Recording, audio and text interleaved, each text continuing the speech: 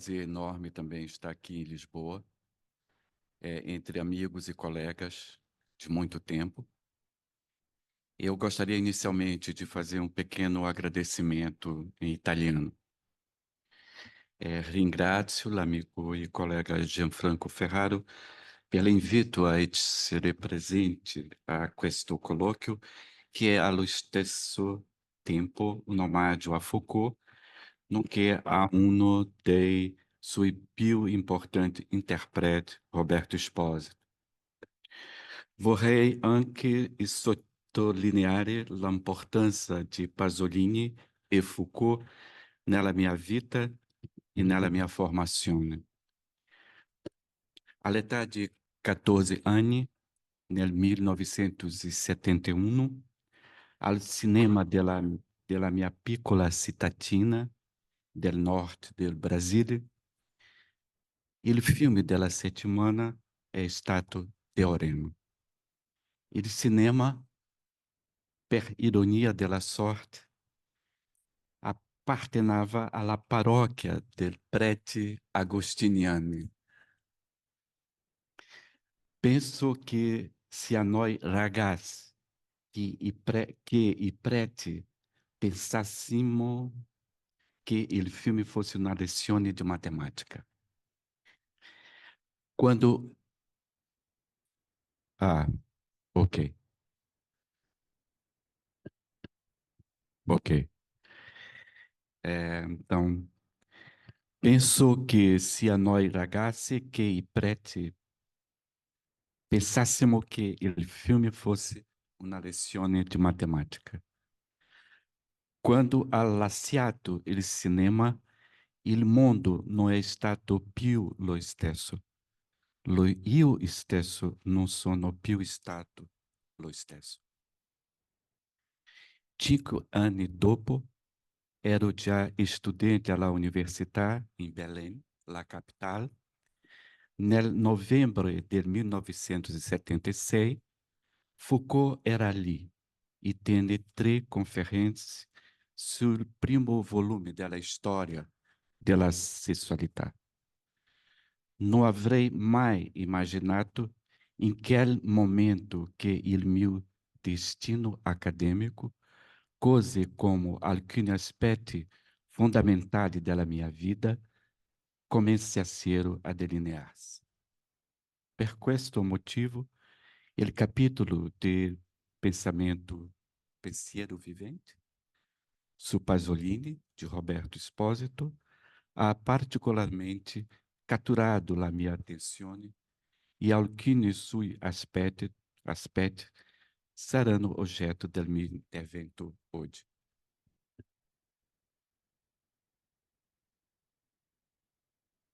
Vou falar em português do Brasil.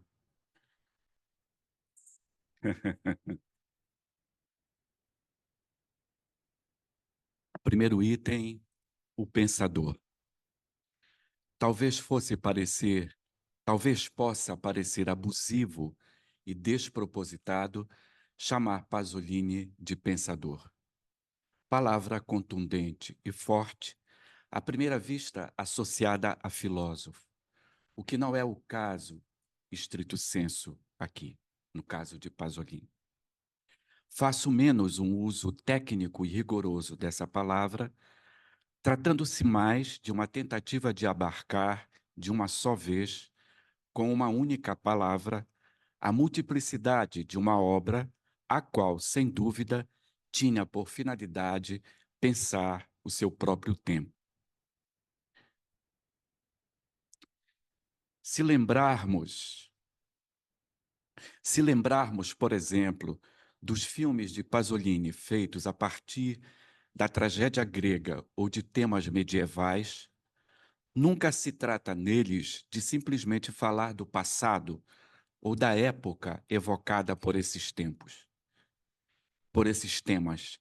Eles são um pretexto para que aconteça uma reflexão sobre a atualidade, uma ontologia do presente, diríamos na linguagem de Foucault. Assim sendo, numa perspectiva anti-historicista, O que interessava a Pasolini não era o passado por ele mesmo, por mais que consideramos considerar esse passado como importante, grandioso, heróico, mas o passado que só existe porque ainda nos interroga, porque ainda podemos dizer, porque ainda esse passado pode dizer muita coisa para o nosso presente. De todo modo, essa designação, Pasolini como pensador, possui algum significado, mesmo que impreciso, apontando na direção de que em Pasolini existe um esforço para pensar, acima de tudo, o seu tempo, a sua época e do qual sua obra, nas mais diversas formas de expressão, é testemunha. Com alguma razão, Giancarlo Ferretti colocou essa obra sob o signo do excesso, palavra a qual ele atribui um significado positivo, chamando atenção para o que há de conflituoso, problemático, impuro, numa produção intelectual marcada pela antítese ou ainda pelo oxímoro, entre os quais, oxímoros, paixão e ideologia parece ser o mais eloquente. Assim, o excesso, diz Ferretti, é um momento de desvelamento, de desmistificação, de recusa, tanto mais eficaz e fecunda, que não importa qual é a posição política. Outro intérprete, Antônio Jiménez Merino, interpretou a obra de Pasolini como um pensamento social, chamando a atenção para a crítica social e política do autor dos Escritos Corsários.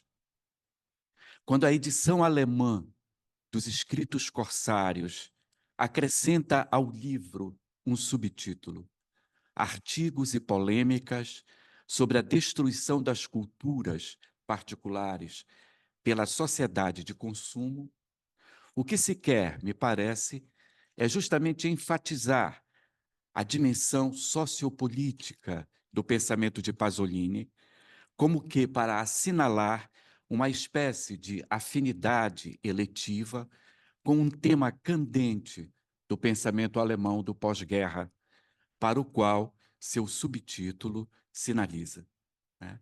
Há uma série de estudos sobre a relação entre Pasolini e o novo cinema alemão, em especial, não poderia deixar de ser Rainer Werner Fassbinder.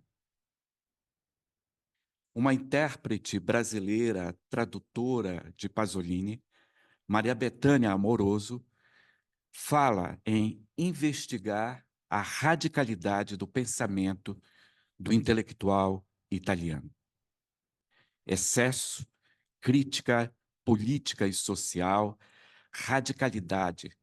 Essas designações circunscrevem, de algum modo, a dimensão do pensamento de Pasolini, sinalizando para as motivações de uma obra que continua a nos instigar e que nos serve, no melhor sentido dessa palavra, para que possamos continuar pensando o nosso presente, com suas fraturas, contradições, tensões, e que continuam ensejando o embate no qual, sem que nem sempre nos demos conta, somos atravessados por paixões e ideologias.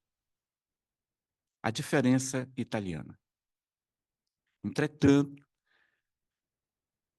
nessa fala, parto de uma afirmação a qual, sem dúvida, para mim é incontestável, a de que nenhum outro intérprete de Pasolini levou mais longe a ideia de que ele foi um pensador, no sentido mais rigoroso que possamos atribuir a essa palavra, do que Roberto Espósito.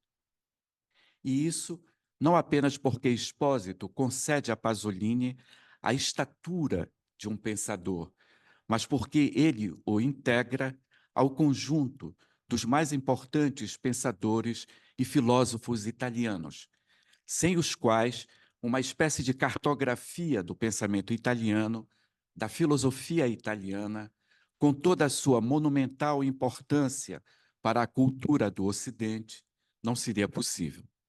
Mas ainda, sem Pasolini, essa cartografia permaneceria incompleta e inconclusa. De fato, em Pensiero Vivente, Origine e Attualità della Filosofia Italiana, de 2010, Espósito se indaga a respeito dos motivos pelos quais, nas duas últimas décadas, a filosofia italiana voltou a figurar de forma decisiva e importante no cenário internacional, de tal modo que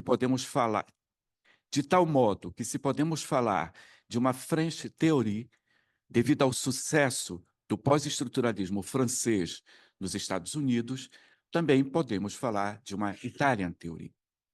Nessa perspectiva, caberia mostrar, em princípio, apenas a singularidade do pensamento italiano contemporâneo e, assim, estabelecer sua diferença não apenas em relação à filosofia analítica, mas também às outras vertentes da filosofia continental, como a fenomenologia, a hermenêutica e a teoria crítica. Tomando como referência 3 publicações em língua inglesa, com textos de filósofos italianos, Espósito procura evidenciar aquilo que, aos olhos dos outros, fazia a diferença italiana.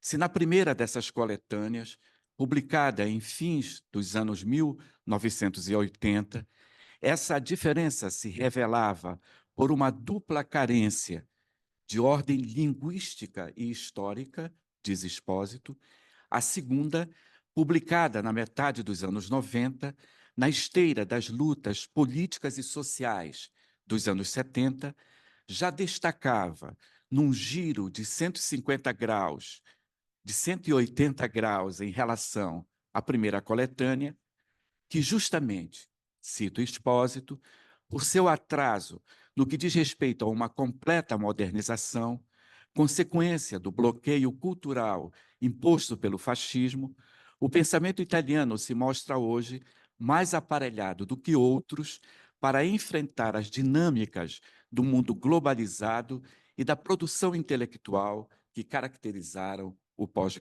a fase pós-moderna. Fim da citação. A terceira coletânea, mais recente, de 2009, considera que niilismo e política formam os eixos de sustentação da produção filosófica italiana. Se é verdade que o tema do niilismo tem sua origem na Alemanha e que o da biopolítica na França, também é verdade que devemos à elaboração italiana uma difusão, diz Expósito, cada vez mais ampla desses conceitos. O exemplo mais claro é o de biopolítica, que, embora formulado por Michel Foucault em meados dos anos da década de 1970, em 75, 74, 75, 76, em especial no último capítulo do primeiro volume da História da Sexualidade, de 1976, foi apenas na metade dos anos 90, isto é, quase 20 anos depois desse primeiro volume, justamente pelas mãos de Giorgio Agamben, que o conceito de biopolítica ganhou a condição de conceito-chave para a compreensão do mundo que é nosso contemporâneo. A posição do próprio Expósito neste debate espelha, a meu ver, sua pertença ao momento aludido na terceira coletânea.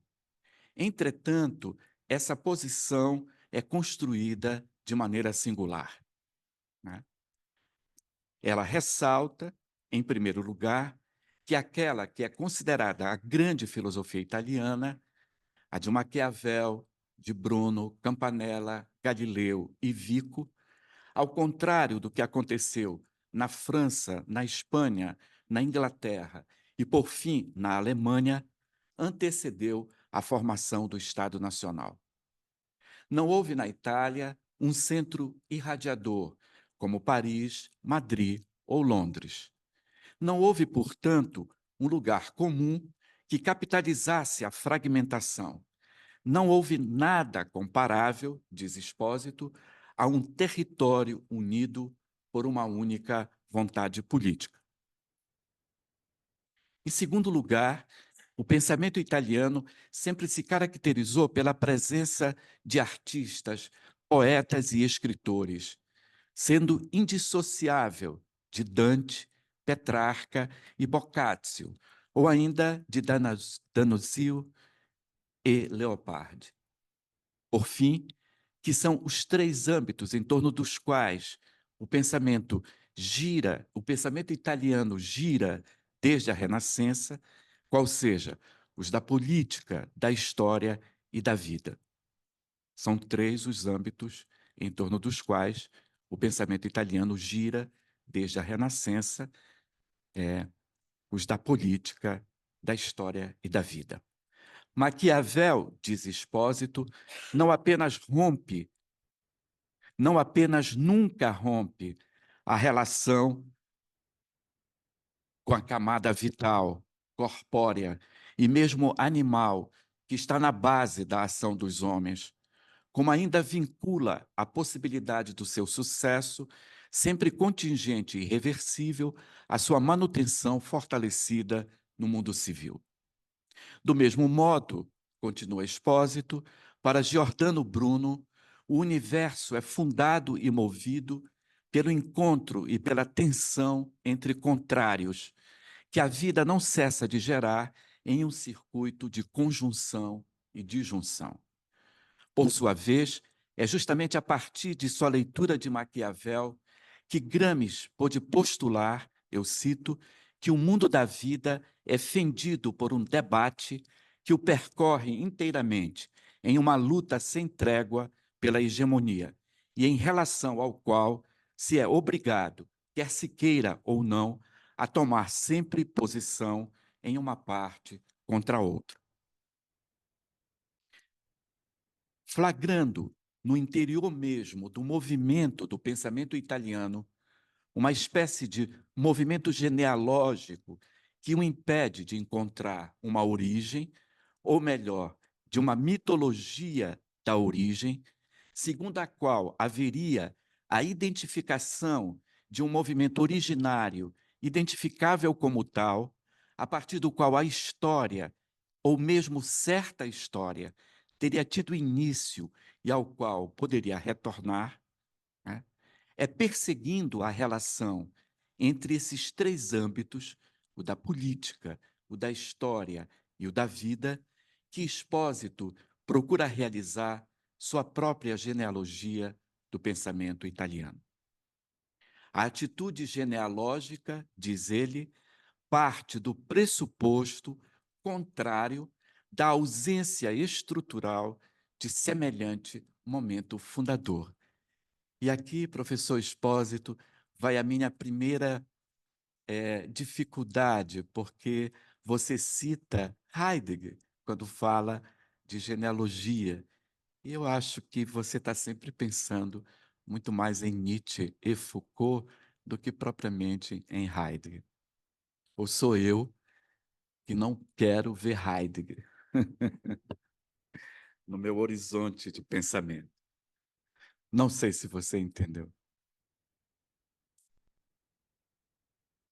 É partindo dessas breves observações iniciais que pretendo entender, nas suas linhas mais gerais, o lugar que Roberto Expósito concede a Pasolini no interior da sua genealogia do pensamento italiano. Mais que um cineasta, e até mesmo antes de sê-lo, Pasolini é um poeta, um escritor, um ensaísta, um polemista, um jornalista, alguém que mobilizou sua vasta cultura acadêmica, sua formação universitária, para construir uma obra atravessada de maneira singular pelos dilemas e questões de nossa época. É o Pasolini pensador, que agrupa essas diversas formas de expressão que interessa a Expósito, que o coloca tendo em vista o pensamento contemporâneo no mesmo espaço que Dante, Petrarca e Boccaccio ocuparam no passado. Trata-se, portanto, de mostrar qual é esse lugar, levando em conta as relações entre política, história e vida.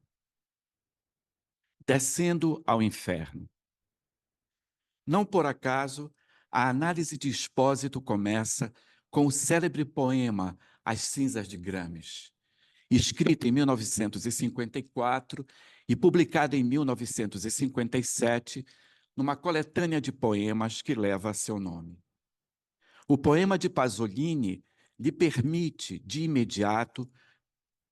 a Expósito, de imediato, conectá-lo às candentes questões que as filosofias de Croce, Gentili e Gramsci, em relação às quais, diz Expósito, a posição de Pasolini continua uma primeira, bem visível fissura na identificação entre história e vida que Gentili e Gramsci formularam na sua contenda contra Croce.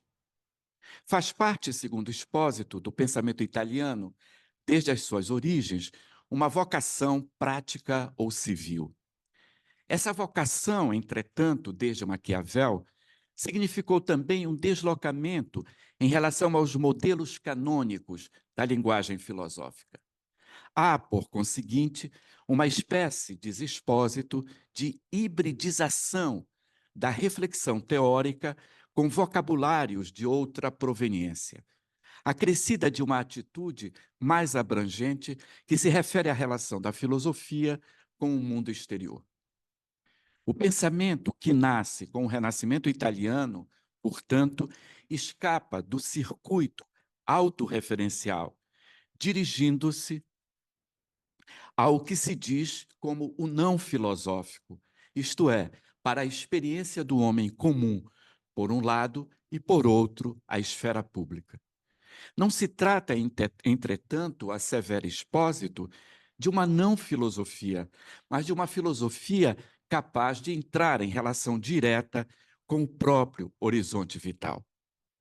Uma filosofia não neutra, um pensamento em ato, o que rendeu a Maquiavel, por exemplo, uma desconfiança geral por parte da filosofia, uma vez que, para ele, não existe domínio da vida humana que escape à necessidade da política.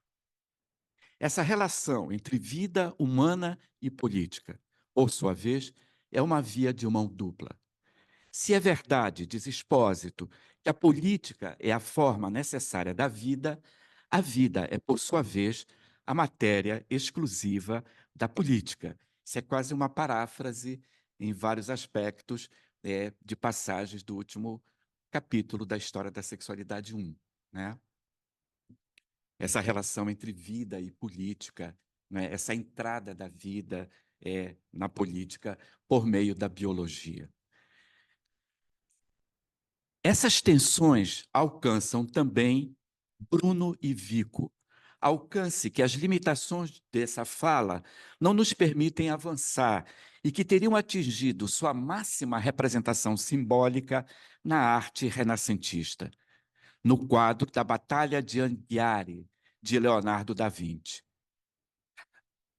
Representação simbólica, absolutamente contundente, se lembrarmos que essa batalha, em 29 de junho de 1440, determinou a vitória dos florentinos contra os milaneses.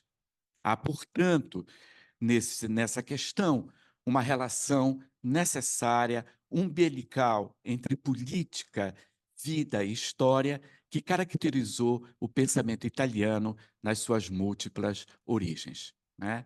Essa caracterização ou essa relação, né, ela vai aparecer na obra de Leopardi, né, por exemplo, e ela vai retornar no pensamento de Antônio Gramsci. E aqui, rapidamente, eu gostaria de mostrar essa singularidade da análise de Roberto Expósito na relação que ele faz entre Gramsci e a biopolítica, inicialmente, que ela é muito estranha no Brasil, né? Onde Gramsci é o nosso eterna luz marxista a iluminar os nossos caminhos, né? Bom, então há, portanto, uma relação entre Roberto Espósito, mostra, ele não hesita em chamar, por exemplo, que a crítica de Gramsci a uma concepção de filosofia política como esvaziamento da política cara a Gentili e Croce conduz ao pensamento italiano a uma mudança de rumo, a uma mudança que Espósito não hesita em chamar de biopolítica. Então, quer dizer, dever essa mudança de rumo a Gramsci é absolutamente estranho, inusitado para, né, os leitores brasileiros de Gramsci dos anos 70, principalmente, no Brasil.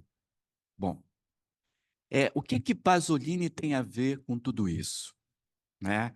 Para terminar, né? O ponto de partida da interpretação de Espósito é menos a continuidade da obra de Pasolini e mais a ruptura provocada pelo poema Cinzas de Gramsci.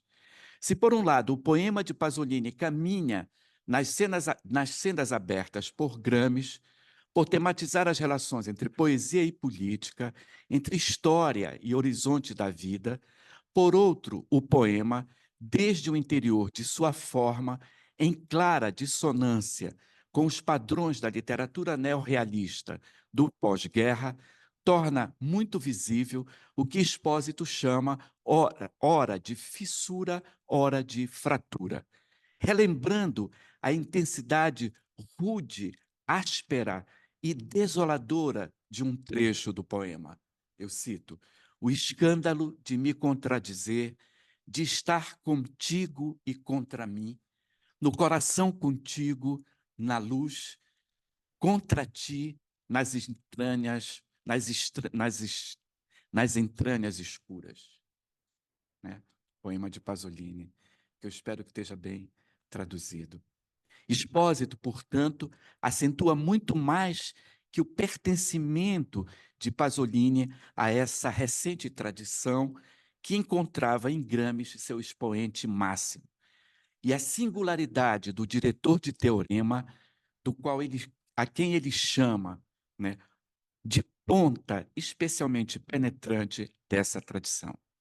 Por fim, eu vou pular alguma coisa, eu gostaria de mostrar algo da questão da biopolítica, que retorna na interpretação que Roberto Espósito faz, né, de Pasolini, e que é um aspecto que foi absolutamente apagado da interpretação de Agamben, e que, por conseguinte, digamos assim, conduz a interpretação da biopolítica em Foucault de uma forma que, para um leitor de Foucault como eu, é absolutamente problemática, que é descolar a questão da biopolítica da questão da sexualidade. Não há nenhum traço na interpretação de Agamben que relacione a questão da biopolítica com a questão do dispositivo de sexualidade, que está ali junto, né, no último capítulo da História da Sexualidade 1. Né? Então, isso retira a relação entre sexualidade e política, que é absolutamente fundamental para Foucault. Então, esse tema da relação entre sexualidade e política, entre o sexo e a morte, é um tema que retorna na interpretação que Roberto Espósito fez de Pasolini. Né? E o exemplo que Roberto Espósito dá é, por exemplo, o exemplo de Salô, né? Onde ele vai interpretar como a caracterização do poder absoluto, do poder soberano, né? E aí, novamente, Roberto Espósito reescreve Pasolini no interior do vocabulário da biopolítica, mas principalmente pelas relações entre a vida e a morte. Né? Então, ele vai dizer, né, que, recorrendo a versos do poema intitulado Poeta das Cinzas, no qual Pasolini acentua que o corpo deve ser lançado à luta e que a poesia está entre as ações da vida, pois não há outra poesia a não ser a ação real, Espósito afirma que não há, na poesia contemporânea, nada que se compare ao curto-circuito entre ação, vida e corpo instaurado por Pasolini. Grazie mille, muito obrigado.